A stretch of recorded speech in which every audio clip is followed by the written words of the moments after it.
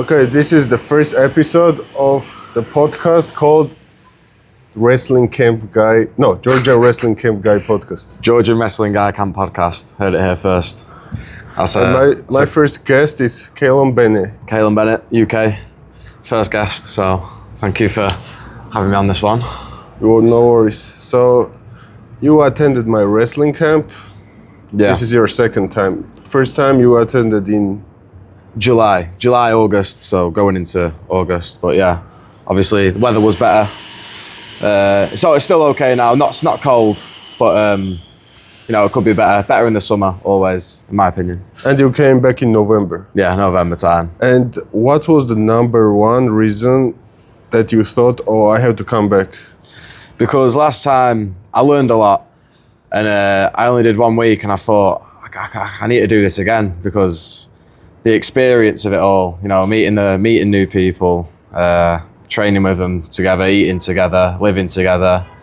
Just that experience alone, never apart from the wrestling, that experience alone was just amazing. Not life-changing, but so it was not only wrestling or only something, it was mix. Yeah, it was the brotherhood experience, like Georgian culture plus training, right? Yeah, of course. So the Georgian culture, that's another thing.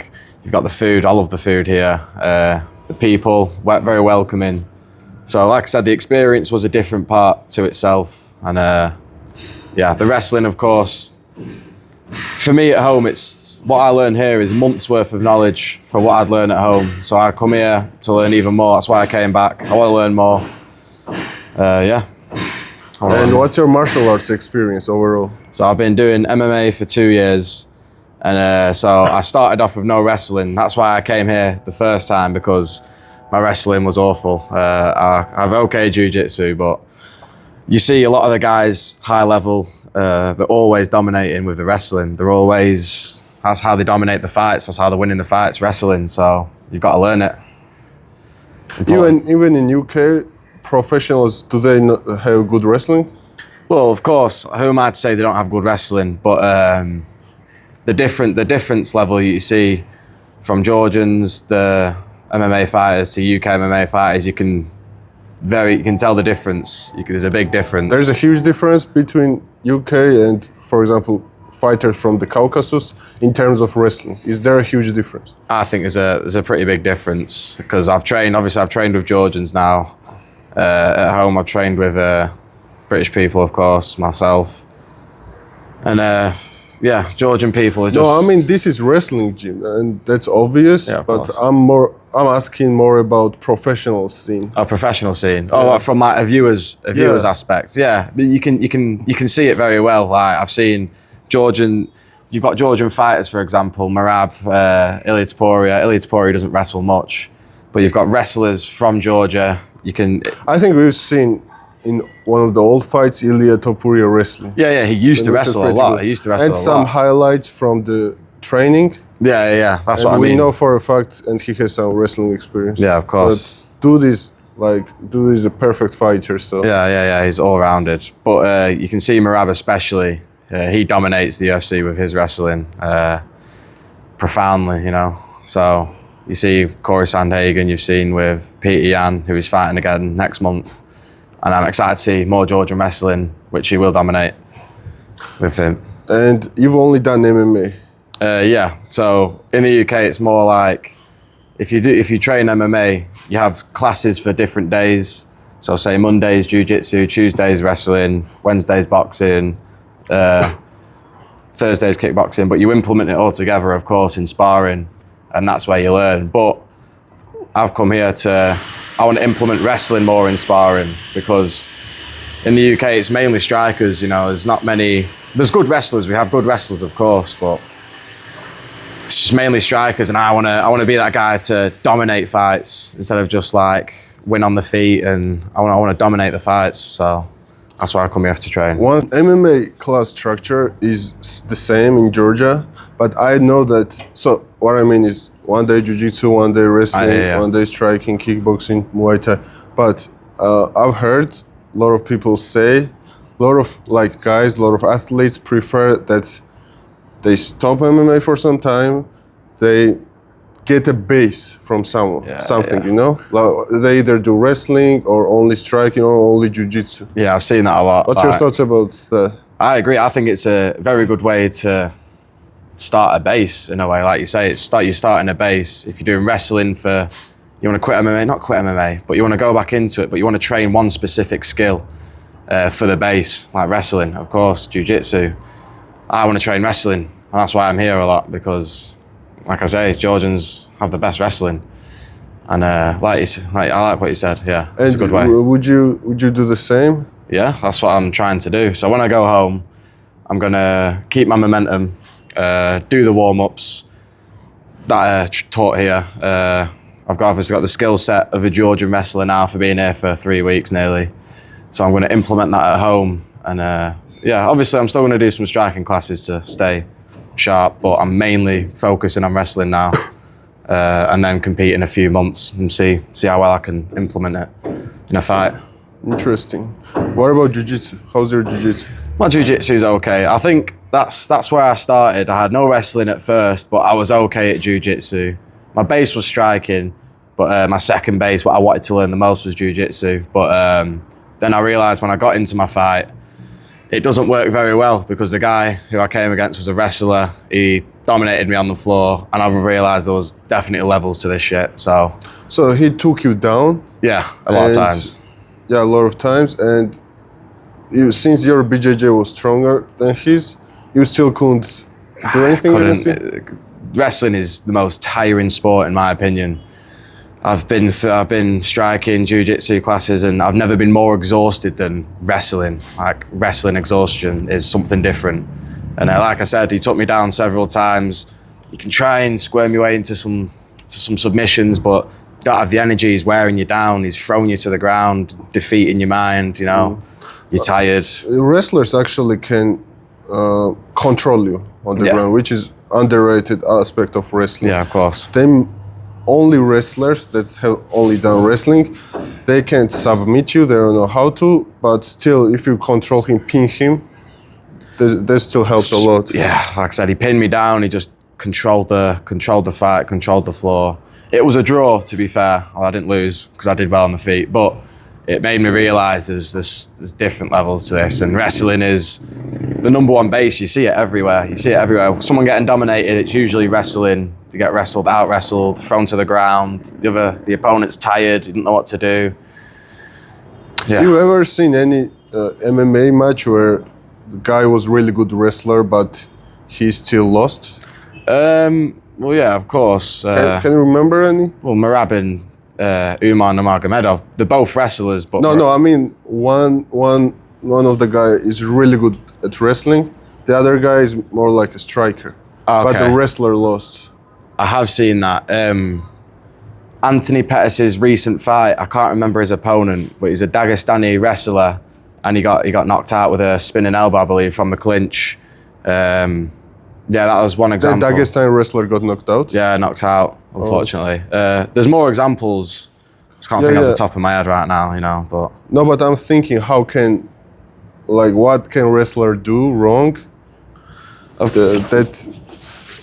can wrestlers do wrong? Yeah, so, well... For example? Mainly focus on wrestling. So you're in an MMA fight, and you're a wrestler, and if you keep trying them takedowns, the guy's going to catch you. There's been cases where you get kneed going for the takedown, and that cleans you out. Not if you set up your takedown Well, of course, that's what I mean. That was your question. A lot of wrestlers can do that, but you see in some cases where they're just only going for the takedowns, and that's wrestling.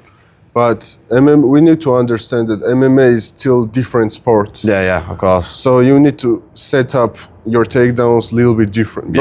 Differently than wrestling, right? Yeah, because you need to throw punches to set it up, then take down. Because wrestling, you can do fakes, you can do that, but in MMA, like you say, you've got to do it with your strikes or come in, clinch, and then you can do your work, because it's safe to do wrestling there, safer than on the feet. But yeah, definitely combinations.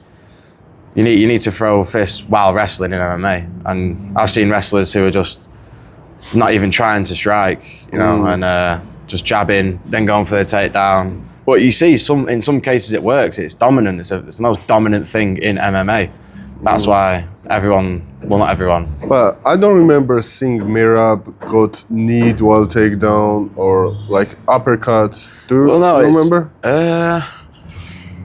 Not specifically Mirab, but no, I'm just saying that he has a good setup too. Setups are really 100%. underrated. I feel like people don't talk about them enough. No, 100%. Oh, Mirab's really good at his overhand and catching the leg. That's what he's really good at. And I love seeing that a lot. And I think we'll see that in the Peter Yan fight also. Even we had personal training session. It was me, one MMA guy, and the guy who gave us personal training session was Georgian world bronze in the whole world in freestyle wrestling. Yeah. But now he trains MMA. And he said it's the most important thing to set your takedown really well. Of course. You got to hide it. You got to hide your takedowns with your feints, with your jabs, with your strikes. That's how you hide it. Because the guy's worried about his face if you're hitting him. He's worried about here. And if you like Mirab does, if you fake the overhand and then go for the leg, the guy brings his guard up to protect his head. And that's where it's clear. So setups are obviously the most important thing in MMA for wrestling. So yeah. Also, I have a British gift for you, my friend. Oh. Anyone from the UK know what's it called? Cathedral City, mature cheddar cheese. Georgians love cheese here. This is Birmingham cheese? English cheese, Lancashire. Okay. Not Birmingham. I appreciate it. Of course, brother. Thank you. Anytime. British cheese. I love cheese. There we go. We put that to the side. I have a question for you also. So you live here in Georgia, in Tbilisi. What is your least favourite thing about living in Georgia or Tbilisi? I have a few. Yeah? Yeah. Like some examples, like, because I like this country as a foreigner, but I don't know the insides and outs. Yeah. And, actually, many English people or British people that come here, bro, most of them want to move here. Yeah, they like it a lot. Yeah. But yeah, there are definitely some downsides. There is bad traffic. Traffic gets really bad here. It's the worst. There is... I don't really like the buildings, bro. What do you think? Like, buildings are really run down, Soviet. Some of them are, but it's the history of Georgia, of course. I mean, it's just Soviet thing. Yeah. I mean, some people like that. I mean, I don't mind it personally. I'm looking around. There's some, I kind of like the vibe. I like the Soviet vibe, but that's just me personally anyway. Also, Georgian attitude is not for everyone.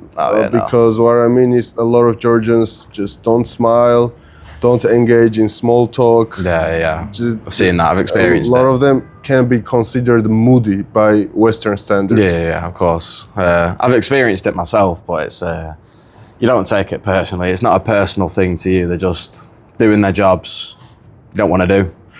And it don't happen all the time, not in like restaurants. You know, I feel so welcome here. But like you say, you do get in some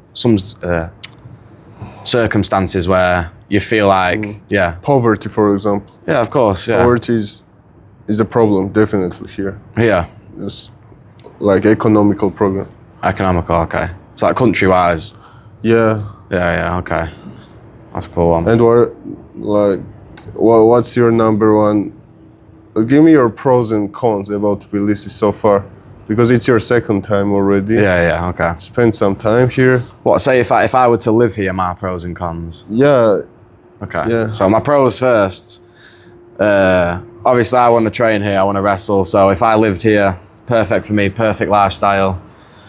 Very cheap for if you're a Westerner. If you're not from here, it's considered fairly cheap. You know, I can go for a meal and it'll be £5 to £10. That's cheap. Yes. I mean, in the UK, how much is it in the UK? If I'm going for a meal, let's say Nando's, for example, it's like £15-20 for just a normal size just plate. And then here, after this podcast, you are buying me a meal. Yeah, we're going for a meal after this then. It's cheap.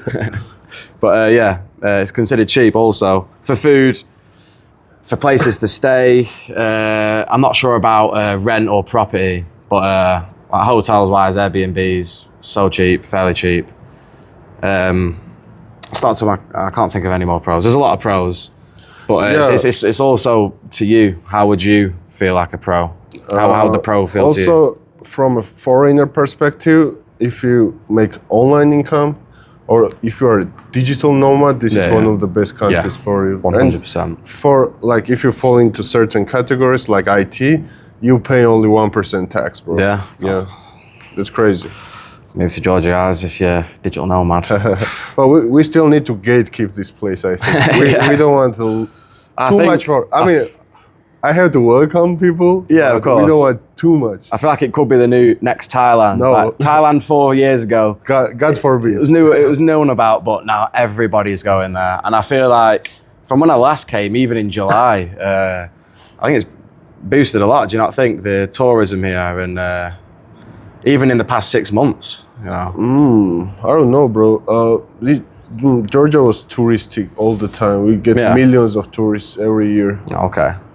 But yeah, I feel like I don't want it. I want to gatekeep this place also, you know. Yeah. But we are doing the opposite right now. We're telling everyone about it. No, but obviously, beautiful place. You have to come here. Yeah. Beautiful. There's so many places outside of Tbilisi you can go, of course. Georgia's a huge country. So many places in between, like the big major cities. Yeah. You've got Batumi. I've never been in Batumi yet. It's a summer thing. We need to travel more outside of Tbilisi. Yeah, I'm telling you, there's tons of places to see and visit, like small towns and etc. That's what I like. I like to see that. The next time I'm here, I want to stay for a bit longer, maybe a month. So that would be we can nice. do that. And I want to come in the hot weather-ish. Hot-ish. Oh, you like hot weather? Yeah. I like hot places. So yeah, in July here I think it was 38 degrees nearly every single day here. And we were in the pool just here nearly every day. The first camp, shout out to our boys. Shout out to the boys from the first camp. God, memories. Really great memories. Camp. This one was good. This one is really good as well. November camp, shout out to them as well. Yeah, of course. It's a fun camp. A lot of laughs. I feel like in the summer, it's personal preference. It's people prefer cold weather. In the summer, it's just better vibes, you know. I think this was the most alcoholic group you've probably ever had, no? I'm not making any comment about this. No, but other than that, you know, in the summer vibes, you can do what you want in the day. Everyone was by the pool though. Of course, it's rude not to. 38 degrees, you want to cool off. It's so hot. It's not too hot though. It's not like you can't breathe hot. It's nice hot. You can chill by the pool with a beer after training. Yeah. But you don't want to do that. But it's not advised. One thing I remember is that you can't walk around shirtless. Oh yeah, Georgia. I did that one time. It was too hot after training. We're all sweaty, and I had to take my top off and walk down the street. And the police stop you. And luckily, they just gave me a warning because I think they knew I was a foreigner. But you can get fined for having your top off walking down the street. I didn't even know you could get fined because nobody ever did that. No, I've never seen any. Never seen. I didn't even know it was a thing in any country. No? Yeah. Only maybe seaside cities or towns. Yeah, well, seaside towns, Blackpool. You know, for me, if it's 20 degrees, everyone's got the top off by the beach. Fucking in the UK, if you're anything above 20 degrees, everyone's got the tops off, even in a beer garden. And like speaking of which, how do you like? Are you happy with living in Blackpool? Well, this guy doesn't know a lot about Blackpool, but anyone from the UK will know it's okay. There's a lot of areas, very like poverty deprived areas in Blackpool. It's not a nice place. On map, and if you search up Blackpool, it looks really nice. There's a lot to do there, of course. We've got one of the biggest European roller coasters. Got the biggest indoor UK water park. You've got the promenade, the lights, the Blackpool Tower. It's a good place, but to live there, yeah, it's not the best. Yeah, bro. And like I meet so many people from the UK, right? Yeah. And it's crazy how most of them hate living in the UK and they want to move out. A lot of them want to move to Georgia. Okay, they visited, they had a good time, but a lot of them also want to move to Spain, Portugal, Thailand. Yeah, Thailand, of course. Everyone wants to move to Thailand. It looks like a paradise. I think the reason everyone wants to move from the UK is it's the weather a lot of the times. It's always grey, rainy, it's cold. And it's a real thing, like what's it called? Seasonal depression. where it brings your mood down. You know, if it's like this all the time, it brings your mood down. And you've got I don't want to get into politics, but you've got the government as well, which a lot of people don't like. I don't like, but I don't really care that much, to be fair. But it's not a big reason why I'd want to move out of the UK. UK is just, I'd call it, it's home, of course. I'd move out and I'd always come to visit back. But to live, I don't think it's for me. I'd like to move to Spain or Thailand or Georgia. They're my top three. I see. One thing I wanted to say when we were talking about tourism in Georgia is that a lot of people talk about going to Dagestan, going to even Iran. There's a lot of Iranian people commenting, like, if you want real wrestling, come to Iran. Bro, nobody's denying that these countries have like top level wrestling, but one thing is that how accessible it is for tourists, right? Here? No, any country. Any country. When you're going on the training camp, like, yeah, you can go. I mean, training will be top level. Here in Dagestan, Iran, wherever.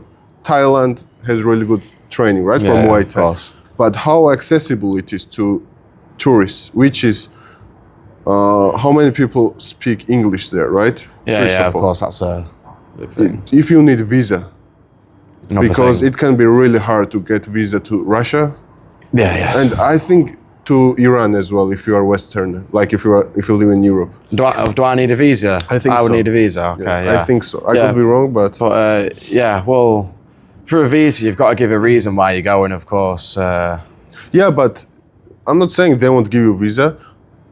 Although in Russia, they might just not give you a visa. Yeah, Russia's, they can. But even they give you visa, it's just more headache. Yeah, you need to spend more money. You need to wait, go to embassy, etc. Sign all these stuff. Also, I was talking to a guy yesterday. He has like 150,000 followers. He goes to like different countries to train, and he went to Dagestan. And of course, training there again, it's really good training. But he said, bro, if you don't know anyone there, you can't just go there. You just can't go to places to train. You know? Yeah. You need to have good connections. He said in 1 week, I only met one person that spoke English. Really? Yeah. In Russia?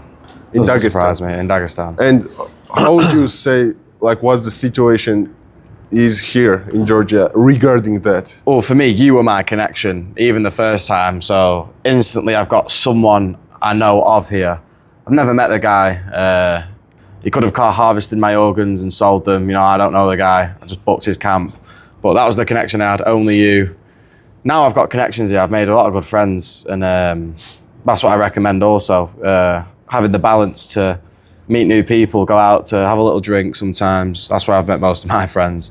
But obviously, through training, you meet a lot of people. You are my connection. Also, what about... You don't need visa at all, right? No. For the UK, you don't need a visa to come here. You can stay up to, I believe, 90 days without a visa. No? 1 year. 1 year. Without even visa. Better. 1 year without a visa. So that's even better. Yeah. So yeah. And what about English? I know not everyone speaks English, not at all, but there are some people that speak English. Right? Yeah, I've met kids who speak extremely good English fluently. They even have a little accent. But I believe English is taught in schools often here. Yeah.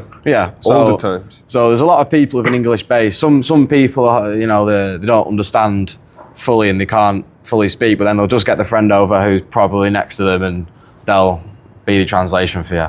Yeah, I know. I feel like everywhere you go, there's at least one person. Yeah. At least one person that speaks English. But people might have a hard time understanding guys from England. Yeah, our accent especially. I've got a northerner accent, but if you're meeting someone from Newcastle, Liverpool, the Scouse, even London, we've all got different. Bro, you shouldn't even mention Liverpool because we've had English guys. They couldn't even understand. Yeah. Liverpool's it's like a different language almost. But no, I can understand pretty easily. But you've got places that I live 50 minutes away from Liverpool, not even that, and our accents are so much more different. Manchester, I'd say I've got more of a Manchester accent, but yeah, Liverpool's just it's hard to understand, especially if you're here. I think. Oh, I have one question for you. Do you think it's some people want to come to Georgia because see, these other places for training camps, they have, I'm gonna be direct, they have different religion, and they feel like Georgia is closer to them culturally. You know, Like Christians. yeah, Georgia is Christian. Yeah, Christian country. What was your question like? What are you? Do you think that matters at all when you're going to a different country to train? Not to train, no. I mean, if there's depends what country you're talking about, because I see stuff online where if you're a Christian in this place, you're not welcome. You know, you're not wanted there, and you're in danger. You're vulnerable. But here, I don't think it matters what religion you are. I've seen every religion here, all treated the same. Yeah, but for you, when you're want to train to other country. Okay, so say if I want to... Does it matter if it's too much culturally different or religion is different? Does it matter to you? No, because that's the experience. That's the experience of traveling at the same time. Yeah, as long as you are not in danger, right? Yeah, of course. As long as you're not going to the countries where you are vulnerable. Obviously, read up on the places first about the cultural differences, religious differences. But for me, I like the experience of going completely out of my cultural zone. Like Georgia's a different culture on its own, and I've learned it in a way. You know, I've learned not how to be Georgian, but their way of life, and I appreciate it because learning different cultures, their foods, the way they just, I don't know. That's a tough question to ask, but yeah, for me, no, I'm okay You with go it. wherever, right? As long as training. As long as I'm not vulnerable, yeah. If I can train training is there on point and like you are welcome. Yeah. It's not dangerous. Of course. Interesting. So when do you leave Georgia? When do I leave? On the 18th of November. It's the 14th now, I believe. So I've got 4 more days here to enjoy. 18th. This is Wednesday? Tuesday. Tuesday.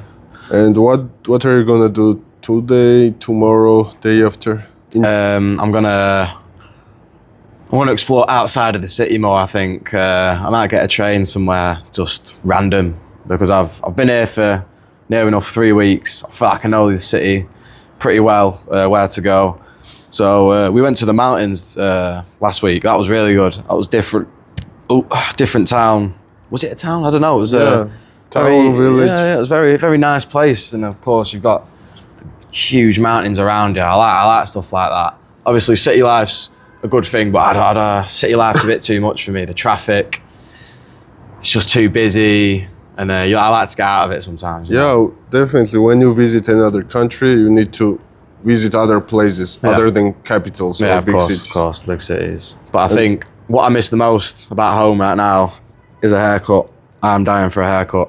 You can get a haircut here. But it's, like I tell people, it's 50-50. It's 50-50. In Georgia, haircuts are 50-50. They might ruin your life or save your life. Even if you're both, it's a risky. And most people don't. I don't go to barbershops. Most people don't. It's like some grandma that has salon. And she just does it for you. Yeah. And you show her a picture and she doesn't care. She'll just do what she thinks best for you. Yeah. That's what I mean. I could get a haircut, but it's a risk I'm not willing to take. I like my hair, so I don't want him to chop my shit up and ruin my life. Deep question. What's important to you? In life?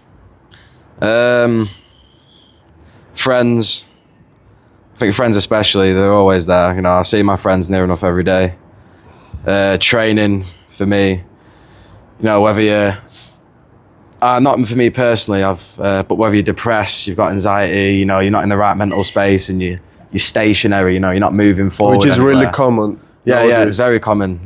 So I can suggest you get into any martial arts training. Just find a good hobby. Because training for me, it's you're not releasing your anger, but you're keeping your stress level. Saying it's fun. You meet new people. You meet great friends. Bro, sometimes I forget that there are people that don't have martial arts experience. Yeah, bro, and that's why I got so proud and inspirational when I meet our friend Sharon, aka John Park. John Park, the goat. Shout out to him. We love him a lot.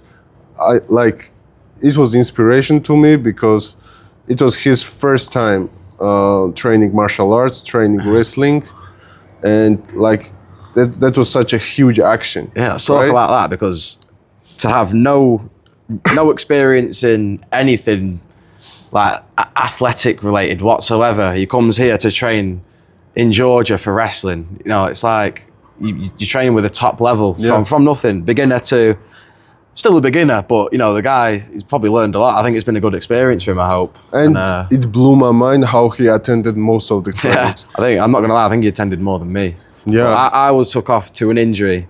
It was just a slight injury. It was my own fault. I had a mat burn, and it got infected because I didn't treat it enough. So it just got infected. It took me out for like 2 days. But yeah, I was back. And it was easy to deal with, but you know, that's what took me out. Which martial arts do you recommend to people that have never trained nothing? Jiu-jitsu, that's a good...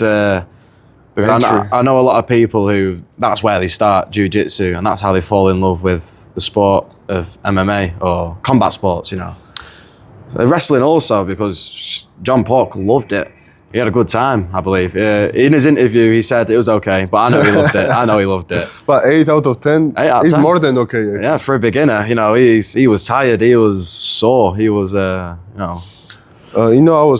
I knew we were going to talk about this topic, and I had this thought today morning that if you are under maybe 30, you shouldn't do jiu-jitsu, just jiu-jitsu. Just jiu-jitsu. I feel like jiu-jitsu is for older people. Yeah, I know what you mean. You see a lot of, like, if you go to a jiu-jitsu class or you see them online, there's a lot of just gi. It just does not take a lot of effort. You know? No. Well, yes. I mean, it's important to know it. It's important to know how to choke. If you do MMA, you need to know it. Yeah, period. Of course, yeah. But, bro, if you are 18-year-old or 14-year-old or 22 years old, like, use these years and this energy that you have to actually do demanding sports, which is wrestling. I understand wrestling is rare nowadays for some reason. Do Muay Thai, do MMA, do boxing. Yeah. I know what you mean. Not a lot of young people start on wrestling, and I think it's a good sport to even just compete in on its own, because no one wants to be in a street fight, but in street fights with jiu-jitsu, what you're going to do, pull guard. You know, the guy's going to punch you in your face and stomp you. Yeah, just stomp on you. Even for wrestling, of course, you want to learn striking as well. But if wrestling, just do. And bro, I would go as far to say just do anything but jiu-jitsu. Even gymnastics. If you are a child, if you have a teenager, gymnastics is better than BJJ, I think. Yeah, because it's your full body strength. It's a more demanding. You can always do BJJ, always. Yeah, like you say, at any age, you see people doing it. So yeah. But yeah, definitely, you need to do more demanding sports while you're young, while you've got the energy, while you're fitter, younger. Just find out what you like the most. Like I say, I'm young, so I'm not like a motivational speaker, but I can encourage anyone to just do it. Try any martial art and find out which one you like the most, and just compete. Just be a man, you know, just compete. Yeah. I think that's Actually, I want to say I've never competed, which is pretty bad, I think. It's not bad, because you're very good at what you do. You don't need to compete. I know if you competed, in my opinion, you'd do very well, but you don't need to prove that to anyone. Yeah. People train MMA and kickboxing just to train, you know, just to keep fit. But what I want to say, as a guy that has never competed and probably never will, because it's just not my thing, you know? Yeah. I say that, just compete. If you can, go compete. It's not going to harm you. No. Especially if you're in MMA. And if you want to do something in MMA, you want to be competing in amateur as much as you can, because it doesn't matter. No matter what the martial art is, amateur records don't matter. That's why you should compete the most. Get the most experience that you can, because if you're going professional, you know, that's where it really counts. So you want to get more experience while you're amateur, where it doesn't matter. But I have one question for you. do you think it can harm your self-esteem if you lose? For example, I know a guy that competed in striking. I'm not gonna say which sport. He had 3 losses and he got depressed.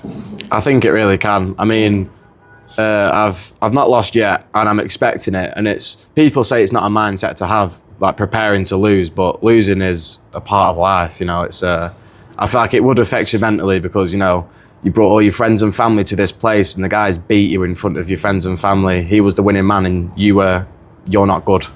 Yeah, that's all you think. You know, It's easy to say that.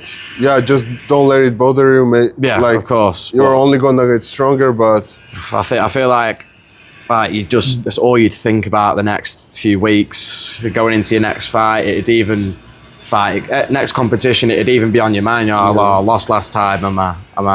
Am I ready this time? You know, you're questioning yourself, and that's what I think you shouldn't do against losing. Yeah. And I've heard a lot of these things that you need to get rejected a lot, you need to lose a lot in order to learn. But I'm kind of skeptical because I think if you don't see a W, don't see win in your life, not in your life, but in a long time, you put effort, you never see any win, then it's gonna break you. Yeah, you do it. I think you're doing something wrong if you're only losing a lot of the time because when you win and you take a loss, you can take maybe another loss. But if you're taking a loss after loss after loss, you're doing something wrong and you need to, I don't know, step out of the game a little bit and rethink what you're doing. But yeah, loss, it is a part of life and you will lose. You know, it happens, but it's just the way you take that loss. It's the way you move forward after it. So that's what I mean. I've still not lost yet, but I've only had two MMA fights and 1 boxing, 1 win in MMA, 1 draw in MMA, and 1 win in boxing. But I'm prepared to lose. Like I feel like for me, when that loss comes, because I've already prepared to lose, and I feel like it won't affect me as much. Obviously, it'll get to me. I'll be there at night thinking about it. But well, I don't like this because you are talking about losing too much. Yeah, well, no, that's what I mean. I think it's who are you facing? Anybody. You can face anyone. It doesn't matter. It takes anything in MMA. But I feel like what people think about the most, and especially for me, is bringing all your friends and family to come and watch your fight. And what goes in my head before a fight is, what if I get knocked out? Like, what if I get knocked out? It's not just about losing, it's the way you lose for me as well. I don't want to, it's embarrassing. Losing is embarrassing. Which one is the most embarrassing way to lose? Getting knocked out, getting choked, getting submitted? What, to sleep, do you think? No, I'm asking which one is the most embarrassing in your opinion? Of course, getting knocked out, because man to man, no matter what sport it is, basketball, football, if you're in an argument, it can lead to a fight. But once you're fighting a guy and he knocks you out in front of everyone, he is the better man, and you can't say anything about it. He knocked you out in front of everyone. But of course, if you're being submitted, there's not much you can do. If he's got the choke in or he's about to break your arm, just tap. Like, yeah, but to be honest, getting a rare naked choke also doesn't sound too good. No, it's probably not. I mean, there's been experiences where I'm thinking I can get out of it, not in a fight, but in training. I'm thinking I can get out, I'm trying to get out, and I'm not tapping, and I've almost I can see my vision blurring and fading, so I've tapped, and he's let go, and I'm still there, just silent, but you're conscious, but it's like you're getting your buzz back a bit. And do you feel weak? Yeah. Well, you only notice when you're back again, and your hands are tingling, and your face is tingling, and you know what happened, but you're like, fucking hell, shit. But you could have tapped earlier. But I think for jiu-jitsu, it's an important thing to learn to get out. I mean, you don't care about jiu-jitsu, but if you're in a rear naked choke, you got to learn to try and fight the hands. No, for sure. When the choke's in tight and you're probably not going to get out, just tap.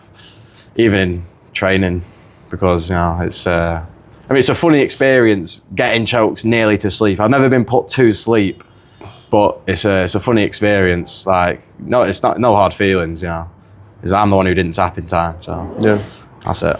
All right, man. Let's wrap it up. Yeah. What do you want to say? Thank you for my experience here.